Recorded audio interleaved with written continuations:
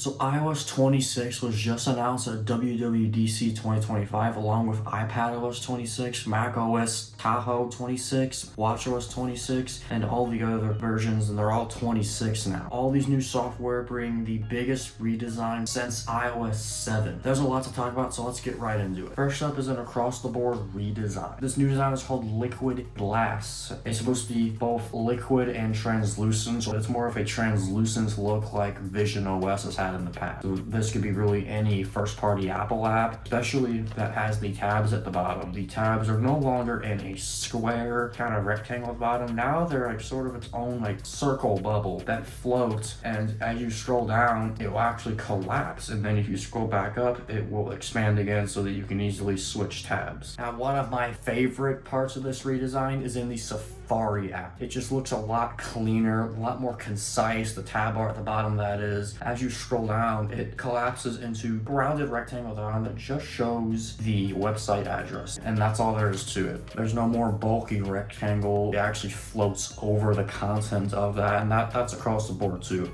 Everything part of this design, including on iPad and Mac, the sidebars on the side with the menus, it all floats on top of your content. So because it's translucent, you can see at least the colors of the content. In Safari, when the bottom tab bar is expanded, you get key actions like back, refresh, reader view, and then the rest are under a 3 dots button, so that where you can access all your different options like text side and desktop website and permissions. FaceTime also gets a major redesign. Instead of a vague bulleted list of your recent calls, now it's in squares and you could actually see faces. Makes sense for FaceTime. You see their contact posters, and if they leave video messages, those will automatically play as you scroll through the list. The camera app also gets a major redesign. It's a lot more simple. Instead of having your 7 or 8 or even 9 different types of videos and photos, now it's just video, photo. And if you want to go into a different type of video like cinematic or slow-mo, you can now do that by swiping on the screen. Everything's a lot more easier to reach too. If you want to change the resolution or the frame rate, before kind of had to tap it multiple times to switch between HD and 4K, and then from 24 to 30 to 60 to 120. Well, now it's all in a list. So you want to switch between 24 and 120, and you can just tap 120. Every app has pop-up menus too now. The animation when you tap on a 3 dots button that pulls up a pop-up menu is a lot more fluid. It's very nice animation transition. The whole background of it, as well as the button itself, it all follows the liquid glass redesign. There's also an option for clear icons. There's been updates to the lock screen as well. You can have an option to where the font of the time will resize depending on your photo and its position. That way it takes up as much room as possible. It's the same thing with notifications. As you get notifications, the image will sort of bounce up. That way you can still see the essence of the image, the subject, without your notifications getting in the way. iPadOS, according to Apple, has gotten the biggest update ever. And I think they're right. Now we finally have Mac-like multitasking and window stacking. You can finally have multiple windows stacked on top of each other for you to easily switch between, just like on a Mac. And it's touch-friendly too. At the bottom right of each window, there's a grabber, and you can resize the window wherever you want. We also have these stoplight buttons on the top left, like on the Mac, the 3 red, yellow, green buttons used to easily close, minimize, or maximize an app. If your multitasking is a little crowded, you just swipe up twice, everything minimizes. And the dock is now just like the Mac too, which enables this. You can also grab a window and grabber at the bottom right and flick it to one side of the screen, and then it will take up that side of the screen, so you can easily tile windows that way. The iPad finally gets the preview app, and this has been a Mac app for a while. This allows you to easily view PDFs and photos. You can also easily edit them through the preview app as well. And the Files app gets a lot better with much more detailed views. You can see like the last time it was edited. You can see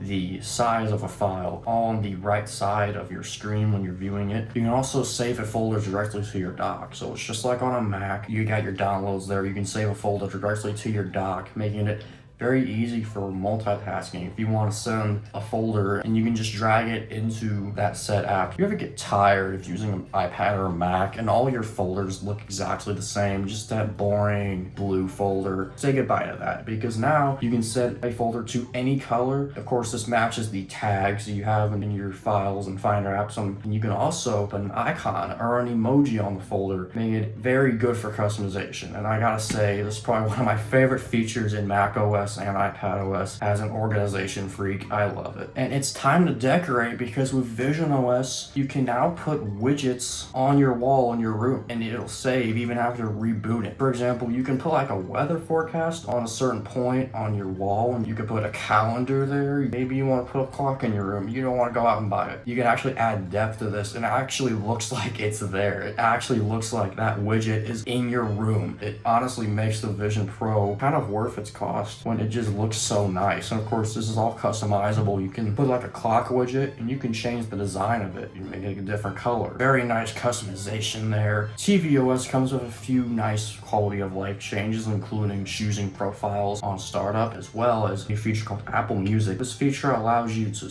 like sing into your iPhone's microphone, and it plays on your TV with the Apple Music app. WatchOS gets many new features, including a smarter smart stack using an improved algorithm. There's even more widgets that you can put in your smart stack. It also features Workout Buddy, which is like a motivator that you can really use any way you want. It's very customizable. There's certain types of workouts you can use it for. It works with a few different types, and you could use it in many different voices as well. You can find one that suits you, find one that motivates you, and it'll congratulate you on your accomplishments. Like, this was your fastest mile yet. That was your fastest 5K yet. Way to go. Stuff like that to motivate you. Say goodbye to Game Center, because now we have a dedicated gaming app, and this includes all games from the App Store, whether you have them or not. So you can browse for new games, browse your current games you have installed. All your friends are on there, and it includes challenges and awards for games. It's on iPhone, iPadOS, and macOS. iPadOS and macOS also get the journaling app finally. Apple Music also gets a new mixing feature where you can mix certain songs together. ChatGPT can now create images using Image Playground. Supported devices for iOS are the same as last year, except that the iPhone X and XR are no longer supported. Say goodbye to all the iPhone X models now. Those are no longer supported. Now the iPhone 11 and SE second gen and newer are still supported. Another app that gets the new liquid glass design is the Photos app. And now it's interesting because we don't actually have tabs at the bottom, but now we do. They brought tabs back. You got all your photos in one. That's your photos. And then the next tab is collections. There's also a search button as well. It's in liquid glass design. That's compact. You can easily switch between just two tabs. It's really concise. There's also live flight updates on Wallet and using CarPlay. The AirPods get a few new features. Certain AirPod models, they get studio recording with studio mics, so similar to like the iPhone 16 series. And the AirPods will now automatically pause your media when it detects you falling asleep. So this is interesting to see, because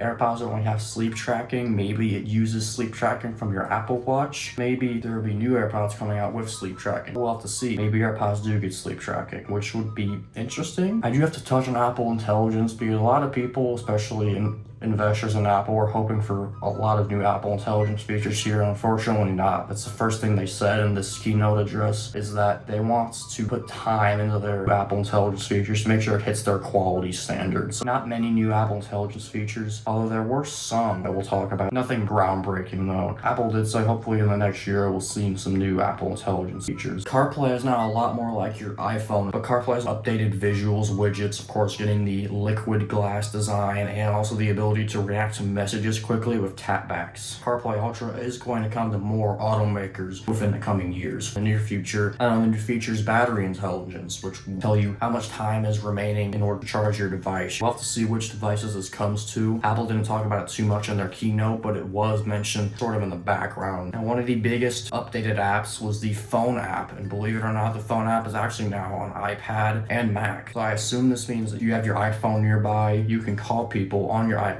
or Mac. It goes through your iPhone through call forward. There's also unified layout, and I really appreciate this. It actually makes sense. You know, you've got your recent calls and your recent voicemails. Before, they were in their separate tabs. Now they're combined into one. No more switching between tabs. It just makes sense for them to be in a unified layout. You also have your favorites at the top. Now you only have like 3 tabs. Got your recents, your contacts, and of course your keypads. Of course, there's also a search button. Just that the menu at the bottom is a lot more concise, and it's going to be the same thing across iPad and macOS. So the iPhone finally has built-in call screening, so it will automatically detect if it's spam, and if it's from an unknown number, they're leaving a voicemail. Once it detects who's calling and what they're calling for, then it will ring and it will show up in a little text box who's calling and what they're calling for based on what they said on their live voicemail. And you can choose to pick up the phone right from there. In this new feature, Hold Assist might just take the show, because if you're ever on a hold and you're just like, well, when could they call back? It could be 5 minutes, it could be an hour, we don't know. Hold Assist, it'll detect that you're on hold. It'll give you an option to turn on Hold Assist, where it allows your call to basically stay active, microphones off, the speakers off, all that, and do like live activity sort of on your lock screen. So you can still see and return to the call. Your iPhone will actually detect when the hold music stops and someone starts speaking, aka when you're no longer on hold, and it will notify you that you're no longer on hold and giving you the option to pick up the phone again. So this is really nice if you're ever on hold. I know it could get really annoying waiting. There's also live translation in phone calls, and this works even if you're calling someone who doesn't have an iPhone. It still works because it will use like generated voice in that translated language. And then if someone speaks to you in a different language, it'll take that and translate it into your own language using a set voice. You can choose different voices for it. Messages also gets a lot of new features, a lot of very welcome features. It gets spam screening. So basically, if it detects it's spam, it'll go into a separate spam folder. So there's a new folder for spam. So you now have your known, unknown, and then spam. You also have recently deleted, unread. Just like with call screening on phone calls, your iPhone will detect if that person sending you a message tells you who it is, why they're messaging you. It will break through the screening system in case it may be important. It will also silence any messages from unknown numbers, except if it detects that it's time sensitive, and then it will deliver it right away. Very useful feature. We'll have to see how this works with different focus settings. Maybe it's pretty customizable, I would assume so. Group chats get a huge update here. You now have polls, so no more people just typing so many different lines, so many different people typing all these different things. You can now create a poll. Apple Intelligence will actually look at the context and see what people are talking about, and it will actually suggest creating a poll. You also change the background. You change the background of a conversation, it'll also change for the other person and across all your different devices. Just like on the phone app, Messages also gets live translation, so as soon as you send a message or you receive a message, it'll automatically translate for you. That's pretty nice. FaceTime gets this too. Basically, any app that can make phone calls can use this. Apple has a new API for it. Apps just need to use the API. They can use this new feature, which is really nice. And there's now finally typing indicators for group chats. Now, there were also many other features. These were mentioned briefly during the keynote for just a few seconds, and then it kind of went away. Someone got an image of it, and I'll actually put it on screen. A custom snooze link for alarms. That's really nice. Rich entry layout for journals. Safety check while blocking a contact. Easier controller pairing. Again, that gaming aspect. Apple's finally getting into gaming, which is really nice. So they've been lacking in there for a while. Exporting notes to Markdown in the Notes app. Automatic AirPods switching with CarPlay. Events and photos. Photo previews and messages. Suggested reminders, which we've had for a while. Not sure what that means. Adaptive power. That actually might be an Apple Intelligence, that sort of battery intelligence feature people were coining. Creating multiple different journals in the Journal app. Enhanced dialogue and podcasts. A lens clearing hint for the camera. Relevant video thumbnails and search results and photos. Select partial text in a bubble in text messages. That's interesting. You can kind of select certain parts of text, not the whole bubble if you want to copy it. Password history and password. Oh, screen sharing and SharePlay on a phone call. That's really interesting. So it's no longer exclusive to FaceTime, and we'll have to see, maybe it comes to third-party phone call apps. I wouldn't bet on it since SharePlay is an Apple feature. Arabic calculator. More playback speeds in podcasts. Accessibility reader. Braille access. So these are these accessibility features Apple talked about last month during their press release for World Accessibility Day. Estimated time to charge. There's that battery intelligence feature. Block lists and settings, which we've had before, but maybe it applies to third-party apps. Not really sure. New incident report types and maps. That's really nice. Oh, creating reminders from the action button. That's actually really nice. I might use that daily. New monogram styles for contacts as well. That's really nice. The ones we have are kind of outdated, just not many options. Multi-script keyboard for Arabic and English. An Arabic calculator. And so that's not all, but most of the major new features in iOS 26, iPadOS 26, macOS 26, Tahoe, WatchOS 26, tvOS 26, and HomeOS 26. Still a wide range of new features, just not as many because of the redesign. That's the main focus this year, especially to prepare for like a redesign in next year's iPhone. So very interesting stuff. Let me know what you think. Thanks for watching, everyone.